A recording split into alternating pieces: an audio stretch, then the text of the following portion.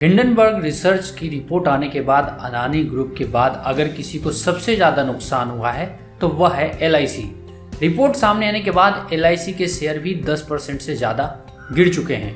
गौतम अडानी अपनी कंपनी पर लगे आरोपों को खारिज कर चुके हैं और वो नतीजों का नुकसान तो उठा ही रहे हैं, लेकिन यही हाल उनके इन्वेस्टर्स का भी है जिन्होंने उनकी कंपनी में पैसा लगाया था। ऐसे में ये LIC जो भारत सरकार की कंपनी है और बड़ा सवाल ये है कि क्या अडानी ग्रुप के चलते LIC को भी खतरा हो सकता है। LIC के फैसले पर भारत सरकार की प्रत्यक्ष या अप्रत्यक्ष रूप से भूमिका रहती है। ऐसे में कुछ सवाल अपने आप उठने लगते हैं कि अडानी के निवेश का फैसला, अडानी समूह में निवेश का फैसला किसका था। अडानी समूह में LIC ने निवेश का फैसला आखिर कैसे लिया। LIC के शेयर 25 जनवरी यानी हिंडनबर्ग रिपोर्ट के आने के बाद से ही टूट रहे थे, लेकिन असली नुकसान की शुरुआत बजट वाले दिन हुई। तो क्या LIC ने अडानी समूह में निवेश करके आम लोगों का पैसा डुबो दिया है?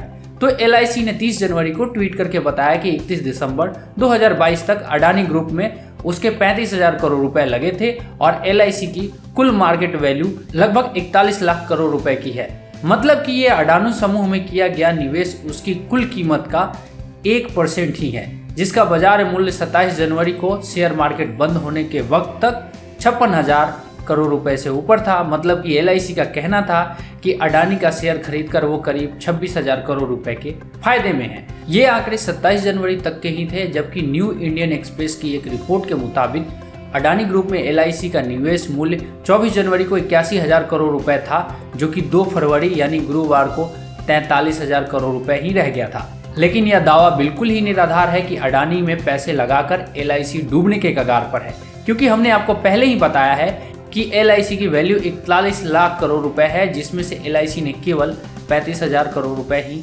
अडानी की कंपनी में लगाया था, जो अडानी की कुल कंपनी की संपत्ति से 5 गुना ज़्यादा है। ऐसे में यह कह देना है कि LIC बर्बाद हो गई, यह सरासर गलत होगा। वैसे इस तरह के आरोप ज़्यादातर विपक्षी दलों के नेता लगा ही रहे हैं। अब बात कर लेते हैं उस कंपनी के बारे में जिसकी एक रिपोर्ट के चलते अडानी का साम्राज्य हिलने लगा। हिंडनबर्ग रिसर्च कंपनी दावा करती है कि वो एक फोरेंसिक फाइनेंशियल रिसर्च में एक्सपर्ट है। कंपनी की वेबसाइट के मुताबिक वह कंपनी शेयर, क्रेडिट आदि का विश्लेषण करती है। कंपनी ने अपनी वेबसाइट में लिखा है कि वह मैन मेड डिजास्टर यानी कंपनी के बही खातों में गड़बड़ियां, मिसमैनेजमेंट और कंपनी के उन लेन देन को उजागर करती है जो कंपनियां अक्सर छुपाती है। इसके अलावा ये कंपनी खुद निवेश करती है और इसकी प्रोफाइल के मुताबिक यह शॉर्ट सेलर है। हालांकि हिंडनबर्ग की रिपोर्ट आने के बाद खुद उसकी विश्वसनीयता को लेकर सवाल खड़े हो गए हैं। फोर्ब्स मैगजीन के मुताबिक अमेरिकी न्याय विभाग दर्जनों बड़े शॉर्ट सेलिंग निवेशक और शोध फर्मों की जांच कर रहा है। इसमें मेलविन कैपिटल और संस्थापक गेवे प्लाटिन, रिसर्चर नेट एडरसन और Hindenburg research, Sophos capital management और जिम कारुथर्स भी शामिल हैं। तो फिलहाल इस वीडियो में इतना ही। आपको ये वीडियो कैसा लगा हमें कमेंट में ज़रूर बताइएगा, और अगर अभी तक आपने हमारे चैनल को सब्सक्राइब नहीं किया है तो ज़रूर कर लें। धन्यवाद।